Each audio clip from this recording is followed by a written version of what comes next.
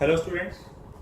तो पिछले क्लास में हम लोग बात कर रहे थे सेल के पोटेंशियल डिफरेंस पर, और सेल का जो पोटेंशियल डिफरेंस है वो डिपेंड करता है कि आइडियल है या फिर नॉन आइडियल है। उसके हिसाब से नॉन आइडियल सेल अगर है तो उसका potential difference either E plus I R या फिर ई माइनस आई आर।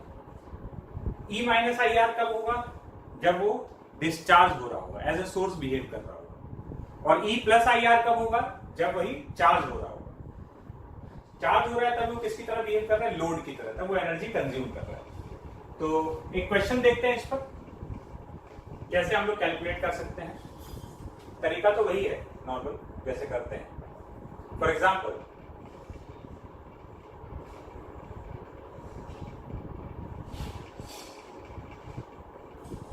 यहां पर एक सेल लगा हुआ है 18 वोल्ट 3 ओम, ये हो गया 6 volt 2 ohm, and this is 1 ohm. Find potential difference across 6 volt cell and 18 volt cell. ये दो सेल दिया हुआ है, पोटेंशियल डिफरेंस निकालना है 6 वोल्ट और 18 वोल्ट सेल के अक्रॉस। सॉल्व करते हैं। देखो,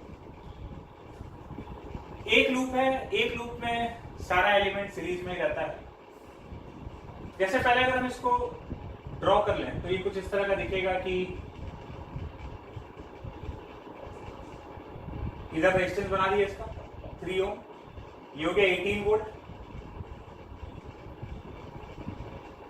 ये वाला हो गया 2 ओम 6 वोल्ट, और इधर आ गया 1। ठीक है, ये तीनों रेजिस्टेंस सीरीज में है। दोनों बैटरी को अगर देखें तो ये वाला सेल या तो दोनों का ईएमएफ ऐड हो जाएगा या फिर सब्ट्रैक्ट हो जाएगा। तो ये वाला क्या कर रहा है? ये इस सर्किट में एंटी क्लॉकवाइज करंट देना चाहता है, और इसकी वजह से इसका पॉजिटिव टर्मिनल इधर है। ये अगर सर्किट में होता तो क्लॉकवाइज करंट फ्लो कराता, ये होता तो एंटी क्लॉकवाइज। ठीक है, तो इस सर्किट में जो करंट होगा फाइनली ये जीतेगा।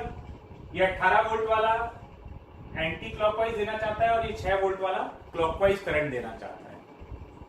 ठीक है, तो अल्टीमेटली ये बड़ा है तो जीत इसके हिसाब से होगा। कितना करंट आएगा सर्किट में? Total EMF divided by total resistance कर देते हैं। तो टोटल कितना? 18 माइनस 6। क्यों 18 माइनस 6? ये एक दूसरे का अपोज कर रहा है।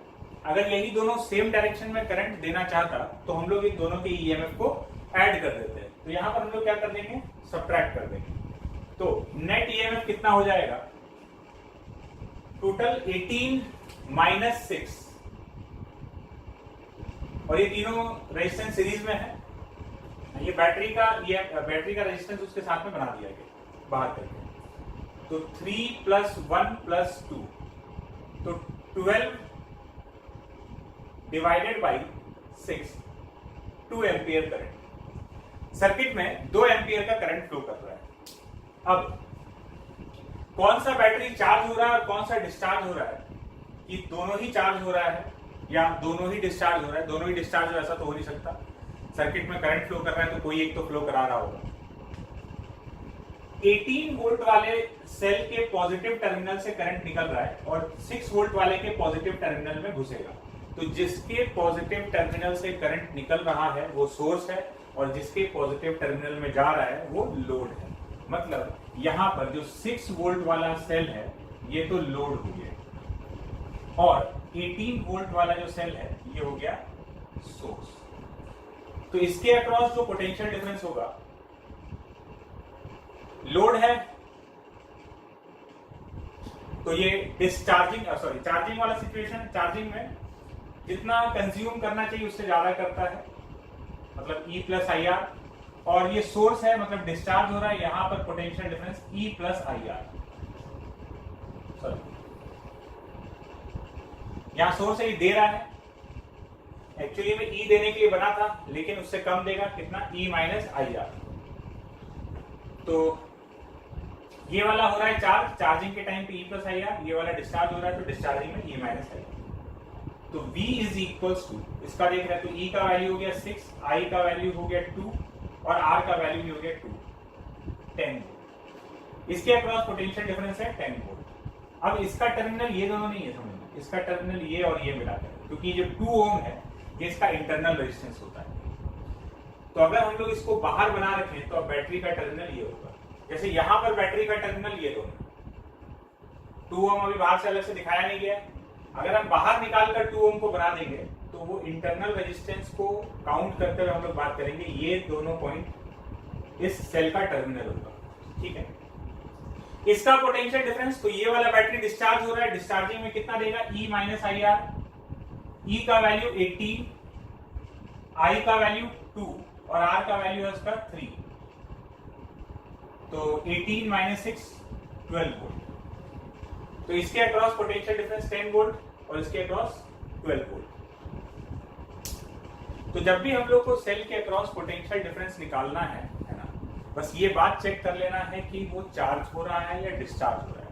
अगर डिस्चार्ज हो रहा है तो E माइनस आई आर, और अगर चार्ज हो रहा है तो E प्लस आई आर, ठीक है। आगे चलते हैं, हम लोग जो सर्किट सॉल्व करना सीखे, या तो सीरीज पैरेलल का हो तो सीरीज पैरेलल के तरीके से कर देते हैं, और नहीं तो कोई भी जनरल टाइप का सर्किट है तो फिर नोडल एनालिसिस या फिर केवीएल से उसको सॉल्व किया जा सकता है।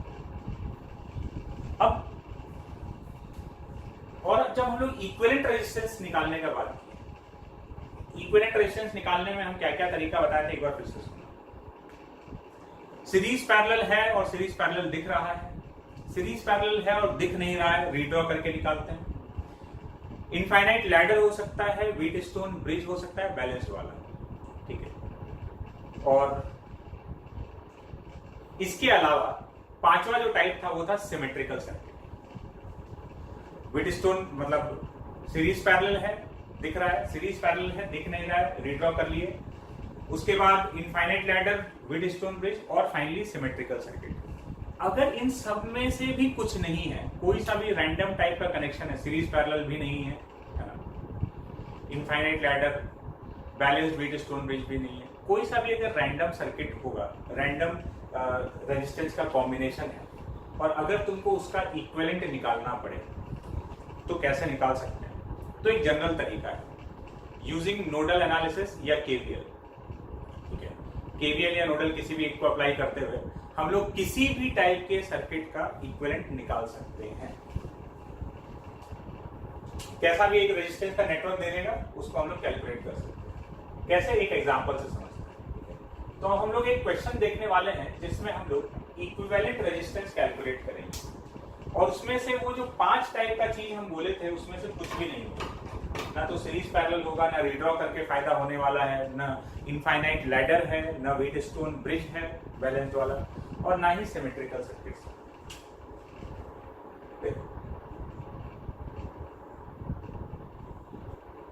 इन पांचों के अलावा अगर कुछ भी आ जाता है, ऐसा बहुत रेयरली होगा कि तुमको अगर इक्विवेलेंट रेजिस्टेंस पूछा है, एक बात समझना, इक्विवेलेंट रेजिस्टेंस जब भी कैलकुलेट करना है, ये जो 5 तरीका बताए हैं इसी में से एक आ रहा होगा। फिर भी अगर कभी ऐसा नहीं दिखता है एग्जाम में, तो ऐसा कभी नहीं होगा। तुम जिस भी एग्जाम का तैयारी कर रहे हो, इन 5 में से कोई भी छठा तरीका तुमको नहीं दिखने वाला है इक्विवेलेंट फाइंड करने। जो भी पूछेगा इसी में से पूछेगा 100% श्योरिटी के साथ। फिर भी अगर तुमको कभी इधर उधर सॉल्व करते हुए किताबों में कोई ऐसे ही रैंडम टाइप का, एक जनरल टाइप का नेटवर्क दे दिया जाए रेजिस्टेंस का, और तुमको उसका इक्विवेलेंट कैलकुलेट करना है, तो हो सकता है कि उसमें से इन 5 में से कोई तरीका नहीं लगता। तो क्या जनरल तरीका हो सकता है वो हम लोग देख रहे हैं।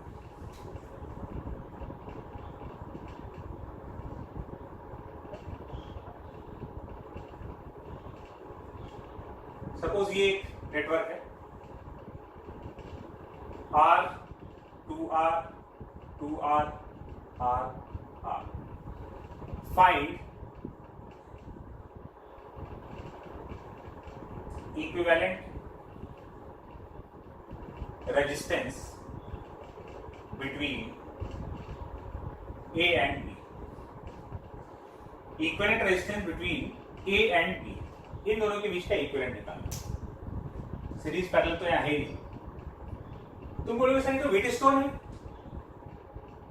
ये दो रेजिस्टेंस, यहाँ दो रेजिस्टेंस और बीच में ये ब्रिज, ये तो व्हीटस्टोन ब्रिज है। बिल्कुल सही बात है, ये व्हीटस्टोन ब्रिज है, लेकिन ये बैलेंस नहीं है। R1 by R2 ये करोगे तो 1:2 का रेशियो आएगा और इसको करोगे तो 2:1 का रेशियो आएगा। ये बैलेंस्ड व्हीटस्टोन ब्रिज नहीं है। और अगर बैलेंस नहीं है तो फिर हम लोग के लिए कोई भी रैंडम नेटवर्क हो गया। हम लोग के लिए व्हीटस्टोन ब्रिज का मतलब तभी तक था जब तक कि वो बैलेंस है। अगर बैलेंस नहीं है तो फिर मेरे लिए वो एक आम नेटवर्क की तरह है, जैसे बाकी कोई कॉम्बिनेशन है उसी की तरह होगा। अब हम उसको व्हीटस्टोन के तरीके से तो सॉल्व नहीं कर सकते। तो ये कंस्ट्रक्शन व्हीटस्टोन वाला ही है, बट ये बैलेंस्ड नहीं है। तो व्हीटस्टोन ब्रिज वाला फंडा तो लगा ही नहीं सकते, इसको नहीं हटा सकते। अब कैसे ऐसा कोई भी नेटवर्क दे देगा? अब जो हम तुमको 5 तरीका बताए हैं वहां से काम नहीं होने वाला। इसको सॉल्व करना है तो देखते हैं कैसे करेंगे। मेथड समझना। हम क्या कर रहे हैं,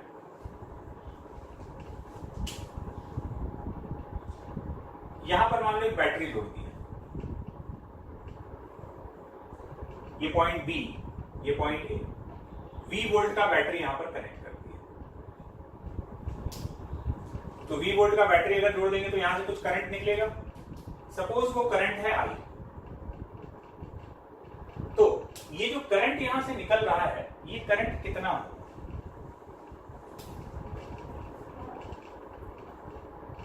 इस पूरे नेटवर्क का जो रेजिस्टेंस है, I जो आया होगा, ये टोटल रेजिस्टेंस के हिसाब से आया होगा। तो V जो है, V is equals to I into r equivalent. V equals to I into r. तो R यहां पर क्या है? R इक्विवेलेंट होगा पूरे सर्किट का। तो अगर हमको R इक्विवेलेंट निकालना है तो हम क्या करें, हम V डिवाइडेड बाई I कर देते हैं। कोई भी V जोड़ दिए है ना, कोई भी अपने मन से एक बैटरी V लगा दिए और यहां से ये I निकाल लेते हैं। V बाई I करेंगे तो V बाई I क्या देगा? सर्किट का total potential divided by total current कर दे रहे हैं। तो हमको इस सर्किट का जो भी रेजिस्टेंस है वो रेजिस्टेंस मिल जाएगा। ये एक जनरल तरीका हुआ किसी भी टाइप के सर्किट को सॉल्व करने का। ठीक है, अब इसमें नोडल केवीएल कैसे आ रहा था उस पर भी बात करते हैं। तो किसी भी टाइप का सर्किट सॉल्व करना, उसका इक्विवेलेंट चाहिए, बहुत सारा रजिस्टर लगा हुआ है, तो उसके साथ में एक बैटरी जोड़ो, उससे कुछ करंट निकलेगा तो V बाई I कर दोगे, तो total potential divided by total current, तो वही उस सर्किट का इक्विवेलेंट रेजिस्टेंस दे देगा। अब ये I कैसे कैलकुलेट करना है, तो यही I कैलकुलेट करने के लिए या तो तुम KVL लगा सकते हो या फिर नोडल लगा सकते हो, जो भी हम लोग को जो भी लगाना चाहे, दोनों यूनिवर्सल मेथड है, किसी भी टाइप के सर्किट में लग सकता है। तो सॉल्व करते हैं। जैसे हम इसको नोडल से सॉल्व कर लेते हैं। अब हम क्या करेंगे, हम I निकालने का कोशिश करेंगे और फिर V बाई I कर देंगे। अच्छा, ये जो I आएगा डेफिनेटली ये मेरा V और R के टर्म्स में आ रहा होगा, क्योंकि हम यहाँ पर ये V मान रखे हैं और ये R दिया हुआ है। तो ये मेरा I, देखना I जो है वो V और R के टर्म्स में आएगा।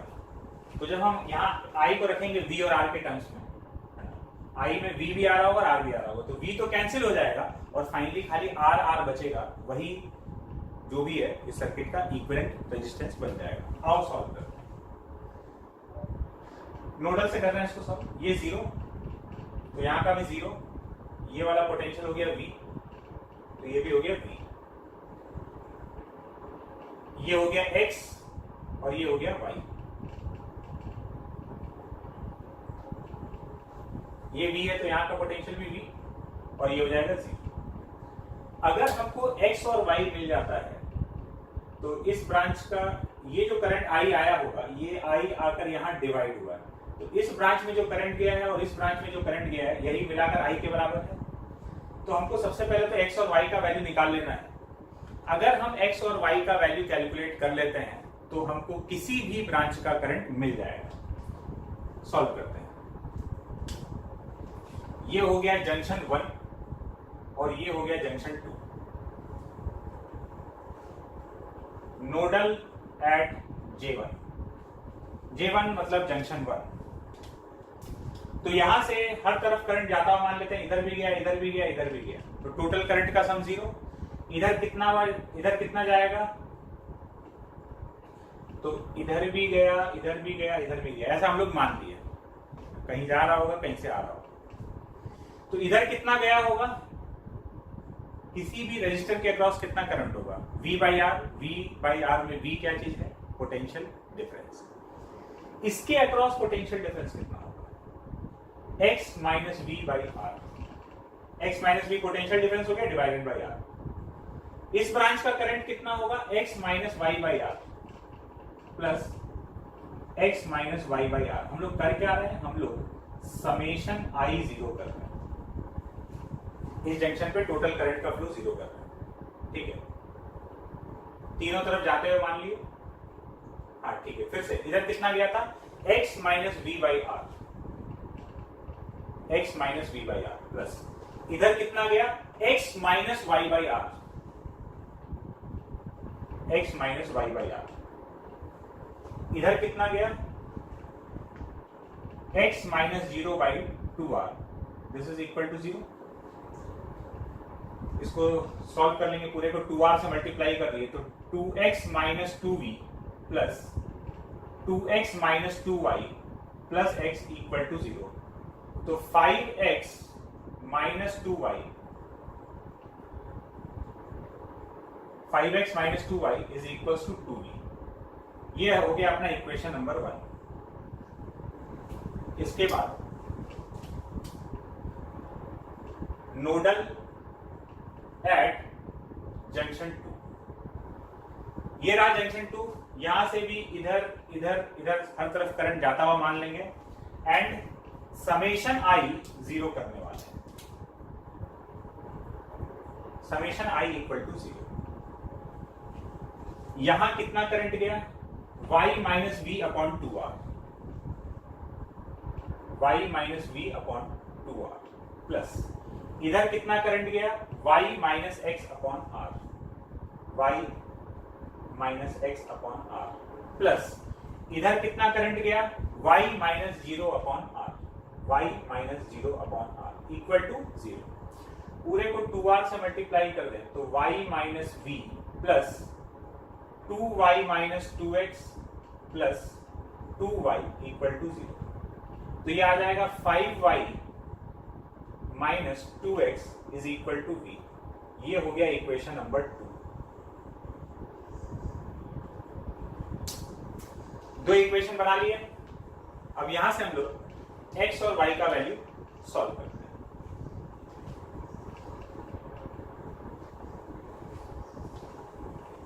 इसको हटा देते हैं।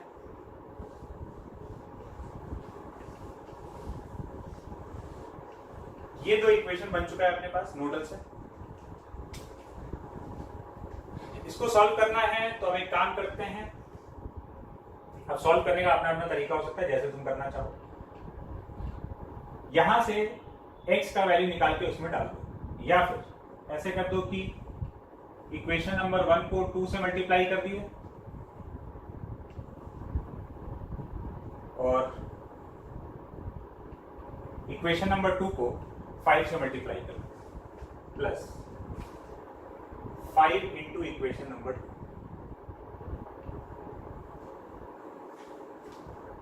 इक्वेशन नंबर 1 को 2 से मल्टीप्लाई कर दिए और इक्वेशन नंबर 2 को 5 से मल्टीप्लाई कर दिए।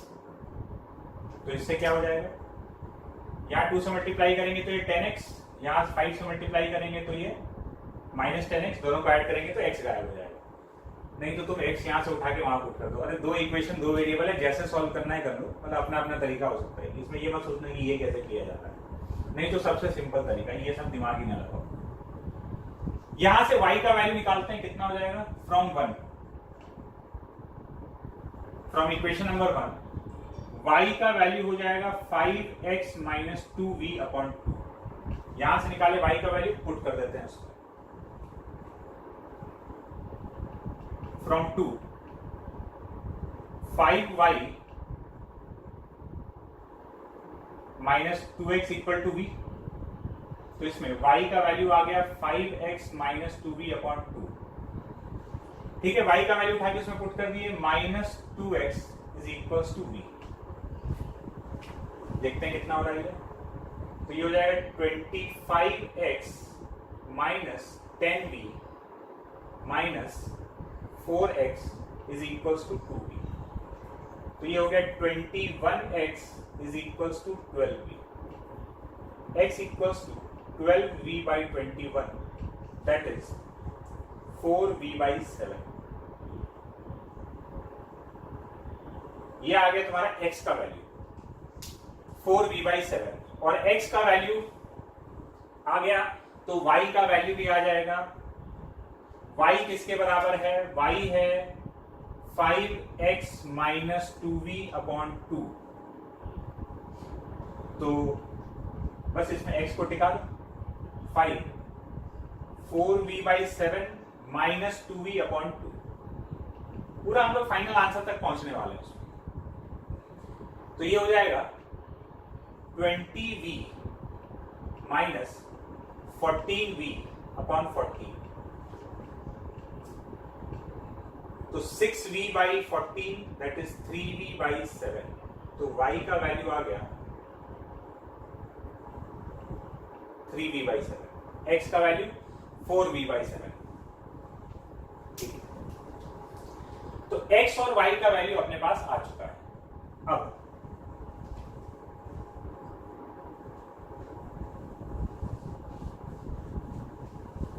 ये कैलकुलेशन हटाते हैं, ये x और y का वैल्यूज है। अब हमको निकालना था i, क्योंकि हमको फाइनली v अपॉन i करना है। तो ये जो i यहां से जा रहा है, सपोज यहां चला गया i1 और यहां चला गया i2, तो हमको i का वैल्यू लिखना है।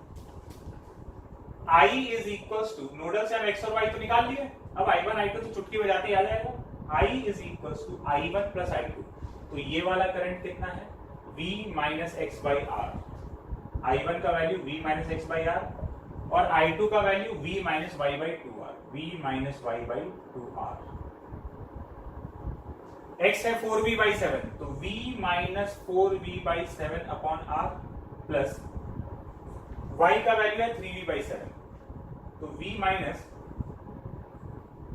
3v by 7 upon 2r। तो i का वैल्यू आ जाएगा 7v minus 4v, 3v by 7r, और ये 7 minus 3 4v by 14r that is 2v by 7r। तो करंट आ गया 5v अपॉन 7r। ये आ गया करंट का वैल्यू, x और y का वैल्यू से पुट किया, i1 i2 आ गया 7 minus 4 3v by 7r, 7 minus 3 4v by 14r that is 2v by 7r। ये आया। अब R equivalent is v upon i। हम बोले थे i जो है वो v और r के टर्म्स में आएगा। देखो v और r के टर्म्स में आएगा। v तो अपना माना हुआ था, ऐसे हम लोग अपने मन से v वोल्ट का बैटरी लगा दिए, तो v upon 5v by 7r। तो r इक्विवेलेंट v कैंसिल हो गया 7r बाई 5। ये इस सर्किट का इक्विवेलेंट रेजिस्टेंस है। बात समझ में आया करना क्या है? तो जब भी कोई नेटवर्क है और कुछ नहीं दिख रहा है, तो एक बैटरी जोड़ दो, अपने मन से कोई V वोल्ट का बैटरी जोड़ दो और टोटल करंट कैलकुलेट कर लो। वो टोटल करंट V और R के टर्म्स में आएगा, तो V बाई I कर दो, तो total potential by total current कर रहे हो, तो सर्किट का जो भी टोटल रेजिस्टेंस है मतलब R इक्विवेलेंट वो तुमको मिल जाएगा। इस चीज का जरूरत R नोडल का यूज करके या KVL का यूज करके R इक्विवेलेंट निकालना, ये तुम्हारे किसी भी एग्जाम में, चाहे तुम IIT का एग्जाम दे रहे हो एडवांस का, या फिर तुम नीट का एग्जाम दे रहे हो, मेंस वाला एग्जाम है, किसी भी एग्जाम में ये चीज नहीं आने वाला। ये नहीं पूछता है कि R इक्विवेलेंट तुम ऐसे निकालो, बट लेकिन मेथड पता होना चाहिए, क्योंकि तुम कुछ भी सॉल्व कर रहे होगे, कोई बुक सॉल्व कर रहे हो या कोई इधर उधर से मटेरियल देके, या ऐसे ही किसी प्रैक्टिस टेस्ट को तुम दे रहे होगे, तो हो सकता है कि उसमें इस टाइप का चीज दिख जाए। ठीक है, बात क्लियर है? चलते हैं आगे। तो हम लोग बात कर रहे थे सेल पर, सेल का हम लोग पोटेंशियल डिफरेंस लिखना सीखे, उस पर एक क्वेश्चन भी देखे। अब बात करते हैं सेल का कॉम्बिनेशन, मतलब कॉम्बिनेशंस ऑफ सेल्स, सेल या बैटरी का कॉम्बिनेशन। तो यहां पर भी दो टाइप का कॉम्बिनेशन हो सकता है। पहला series combination, series combination.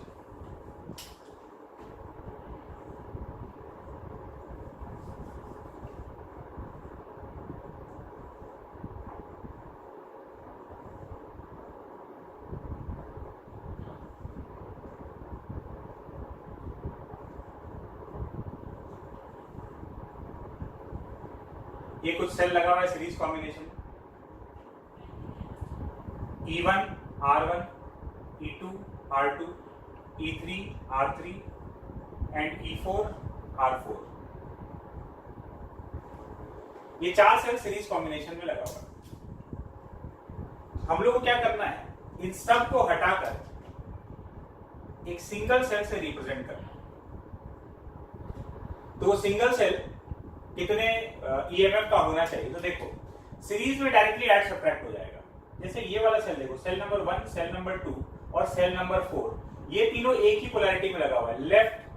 Left side में पॉजिटिव टर्मिनल, राइट साइड में नेगेटिव। तो 1, 2 और 4 एक जैसा है, 3 उल्टा करके लगा हुआ है।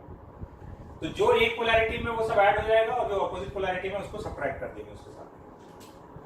तो यहां पर इक्विवेलेंट ईएमएफ जो आएगा, ई इक्विवेलेंट, वो हो जाएगा E1 plus E2 minus E3 plus E4।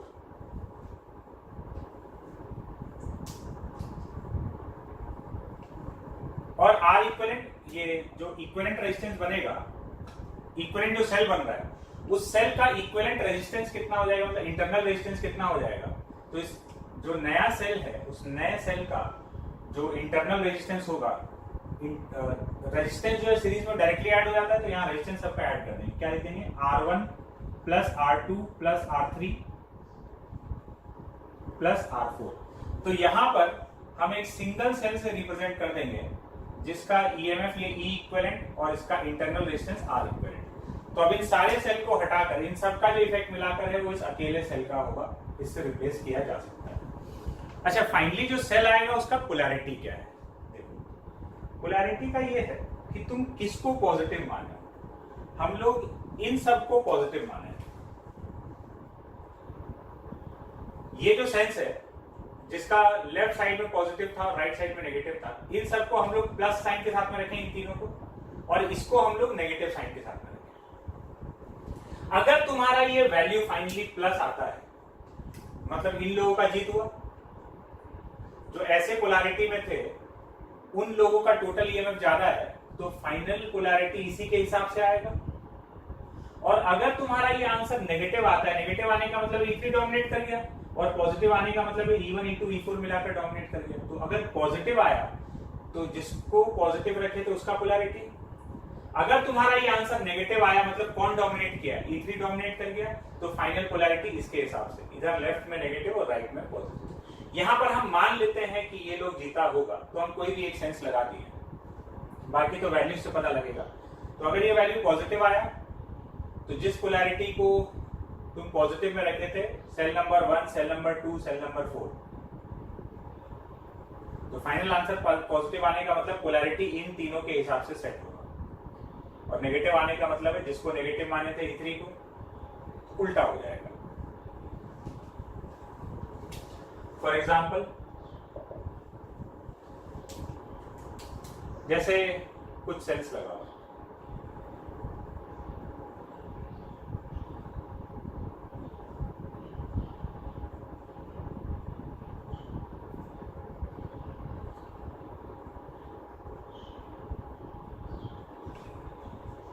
Suppose ये 5 वोल्ट 3 ओम, 2 वोल्ट 1 ओम, और ये 10 वोल्ट 2 ओम, और ये कुछ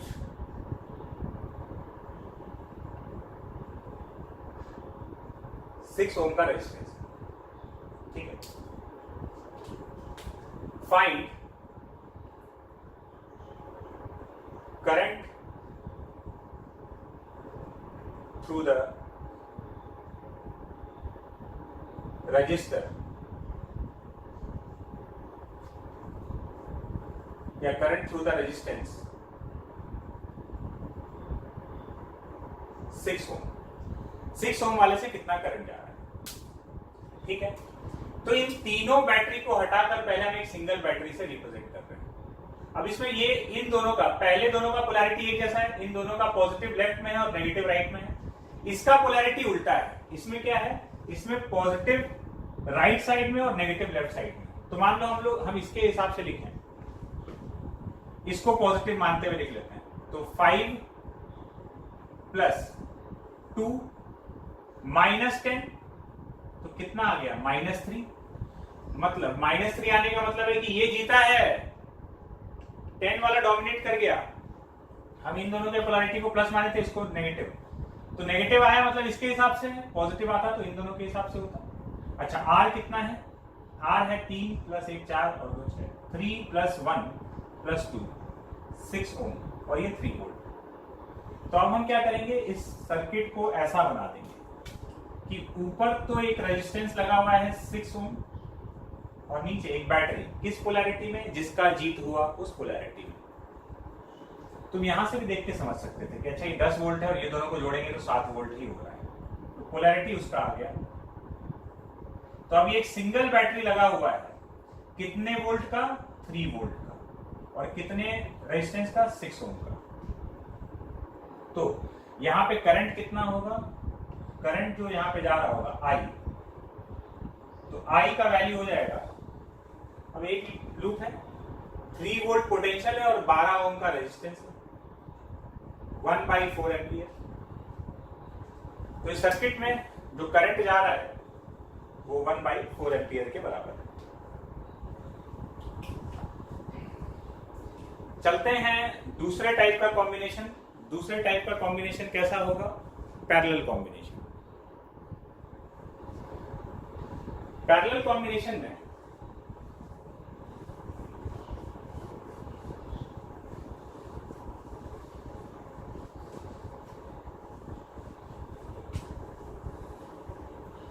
देखते हैं पैरेलल कॉम्बिनेशन।